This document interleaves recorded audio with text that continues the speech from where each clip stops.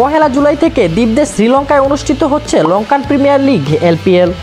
এরই মধ্যে টুর্নামেন্টে অংশ নিয়েছেন 4 বাংলাদেশি ক্রিকেটার।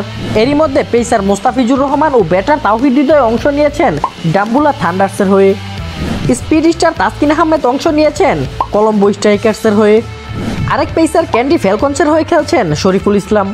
তাদের সবাই এখন অবস্থান করছেন ভারত মহাসাগরের দ্বীপে। ডাম্বুলা থান্ডার্সের হয়ে এরই মধ্যে মোস্তাফিজুর রহমান খেলে ফেলেছেন 2 ম্যাচ। এই 2 ম্যাচে মূল একাদশে ছিলেন কাটার মাস্টার মোস্তাফিজুর রহমান।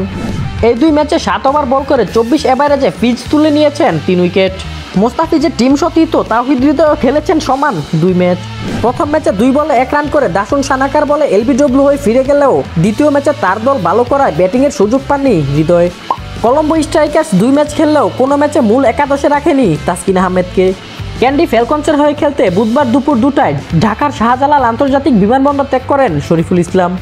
একদিন বিশ্রামে কাটিয়ে ক্যান্ডি ফ্যালকনসের দ্বিতীয় ম্যাচ থেকে শরীফুলকে একাদশে দেখা যাবে এমনটাই আশা করা যায়। সিয়াম হাসান, টিম স্পোর্টস।